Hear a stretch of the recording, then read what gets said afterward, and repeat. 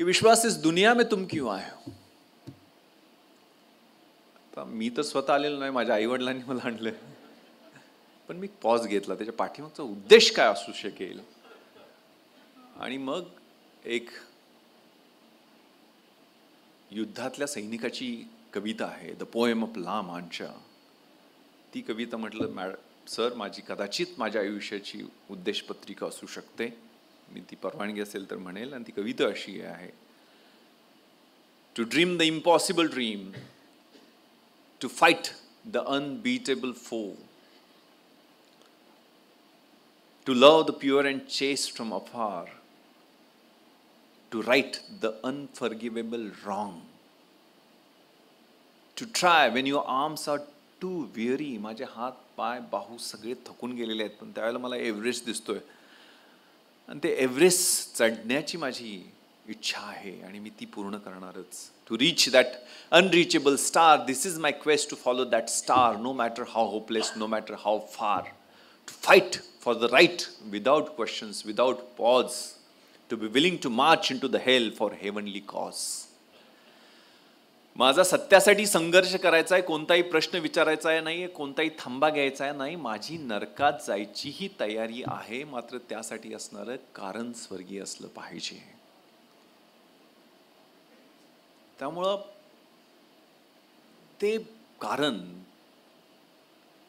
26/11 ज्यावेळेला आतमध्ये दहशतवादी आहेत हे माहीत असताना प्रवेश केला, त्याला मला कुणी प्रश्न विचारला नसता, कारण बॅकअप नव्हता, माझ्याकडे AK-47 नव्हती, माझ्याकडे एक पिस्टल होतं, एक ग्लॉक पिस्टल.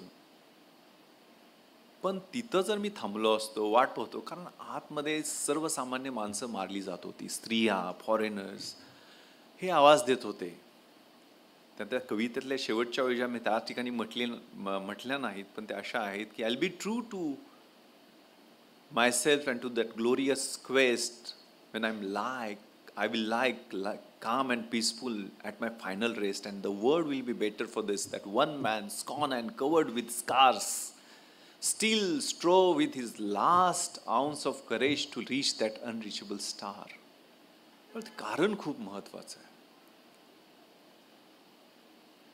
कारण आपल्याला माहिती असेल की ज्या परिस्थितीत त्या रात्री आमचे अधिकारी आणि कर्मचारी लढले, तुकाराम मुंबाळे साहेब, एक लाठी घेऊन माणूस कसा आपला भिडतो काय, 5 गोळ्या पोटात घेतो तरी ती पकड ढिली होत नाही, एक अतिरेकी जिवंत पकडला जातो. त्यामुळे ती खाकीची कमिटमेंट, म्हणजे मी माझ्या प्रोफेशनमध्ये आलोय, म्हणजे माझं स्वप्न हे क्राईमलेस सोसायटी, ती युटोपियन वाटेल, पण माझ्या स्वप्नात नेहमी असलं पाहिजे मी क्राईम फ्री सोसायटी करतो. डॉक्टरचं स्वप्न असलं पाहिजे की डिसीज फ्री, इम्पॉसिबल आहे, पण ते उद्देश माझा राहील. दिन हूँ रात हूँ सांझ वाली बाती हूँ मैं खाकी हूँ, आंधी में तूफान में होली में रमजान में, देश के सम्मान में अडिग कर्तव्यों की अविचल परिपाटी हूँ मैं खाकी हूँ, तैयार हूँ हमेशा ही तेज धूप और बारिश को हंसकर सहने को, सारे त्योहार भीड़ के साथ मनाने को, कभी पत्थर और कभी गोली भी खाने को, मैं बनी दूजी माटी हूँ मैं खाकी हूँ, विघ्न विकट सहकर भी सुशोभित सज्जित भाती हूँ, मुस्काती हूँ इठलाती हूँ, वर्दी में गौरव पाती हूँ मैं खाकी हूँ, तम में प्रकाश हूँ कठिन वक्त में आस हूँ, हर वक्त तुम्हारे पास हूँ, बुलाओ तो दौड़ी आती हूँ मैं खाकी हूँ. शेवटच्या ओळी खूप छान आहेत. भूख और थकान की बात ही क्या, भूख और थकान की बात ही क्या, कभी आहट हूँ कभी चोटिल हूँ, और कभी तिरंगे में लिपटी रोती सिसकती छाती हूँ मैं खाकी हूँ. सायन्स विदाउट ह्युमॅनिटी जे 26/11 पाहिलं, मला आठवतंय मी नगरलाच SP होतो त्यावेळेला doctor APJ Abdul Kalam sir त्यांचा वाढदिवस साजरा करायला प्रवरानगरला आलेले होते, आणि ते कुणासोबत, फिजिकली चॅलेंज्ड काही मुलं होती त्यांच्यासोबत त्यांना तो साजरा करायचा होता. आणि ते काय गिफ्ट घेऊन आलेले होते, जयपूर फूट, म्हणजे त्याच्यासाठी वापरलेलं जे मटेरियल होतं, आपल्याला माहित आहे पृथ्वी मिसाईल मॅन, मिसाईलमधलं ते पृथ्वी मिसाईलचं पॉलियुथेरिन नावाचं मटेरियल, ते इतकं हलकं वजनाला, इतकं टणक टिकाऊ आणि एन्ड्युरिंग असं मटेरियल होतं. म्हणजे त्यांना ते लक्षात आलं की आपण पृथ्वी मिसाईल बनवतोय. मिसाईलचा उद्देश कदाचित पाकिस्तानला 250 किलोमीटरवरून नेस्तनाबूत करण्याचा असेल. पण त्यावेळेला त्या मिसाईल बनवताना तेच मटेरियल वापरून जर जयपूर फूट बनवले तर मुलांच्या स्वप्नातली जी फिजिकली चॅलेंज्ड मुले त्यांच्या स्वप्नात ती लीप पाऊंडसह ती उंच उडी त्यांना घेता येईल का, हे स्वप्न. दिस इज सायन्स विथ ह्युमॅनिटी. आणि हे जे AK-47 ग्रेनेड्स आणि आता आपण रशिया युक्रेनमध्ये पाहतोय, गाझा इस्रायलमध्ये पाहतोय, ते सायन्स विदाउट ह्युमॅनिटी, मास डिस्ट्रक्शनच्या. म्हणजे मला आठवत आहे मी त्या रात्री हॉटेल ट्रायडनमध्ये ASL मी आणि माझी टीम करत होती. कारण 28 तारखेला देशाचे त्यावेळेचे पंतप्रधान ट्रायडनमध्ये एका कार्यक्रमासाठी येणार होते. 9:30ला वी फिनिश्ड ASL. आणि घरी जाऊन मी जेवत करत होतो, कारण युनिफॉर्मवरच होतो. संपलेला होता माझा सगळा बंदोबस्त, पण भूक लागलेली आणि पत्नी जेवण देत होती. 9:45ला I got call from doctor Venkatesham sir, माझे ॲडिशनल CP, की विश्वास रश टू लिओपोल्ड, तिथं फायरिंग चालू आहे आणि आपला काहीतरी कॉन्स्टेबल इंज्युअर झाला आहे. लिओपोल्ड म्हटल्यानंतर मी गोंधळलो की सर समथिंग इज रॉंग. मला गँगवॉरमधनं वगैरे असेल असं त्यांनी सांगितलं. म्हटलं मी रश करतोय, पण लिओपोल्ड म्हटल्यानंतर माझ्या डोक्यात प्रकाश पडला की साधारण ऑगस्ट-सप्टेंबरमध्ये लिओपोर्टे अशा नावाचं इनपुट आलेलं होतं, LEOPORT, आणि ते DGP ऑफिस किंवा हायकोर्ट असू शकेल आणि तिथं काहीतरी घातपात होऊ शकतो. पण मी माझ्या अधिकाऱ्यांच्या बैठकीमध्ये हे लिओपोर्टे हे साम्य दिसत नाही, कारण त्या लिओपोल्डमध्ये बियर प्यायला आणि चिकन खायला सगळ्या फॉरेनचे लोक येतात. त्यामुळं 26ला अटॅक झाला. 24 आणि 25 तारखेला मी माझ्या अधिकाऱ्यांसह आणि महानगरपालिकेच्या गाड्यांसह त्या कुलाबा कॉजवेवरचे 193 हॉकर्स काढले.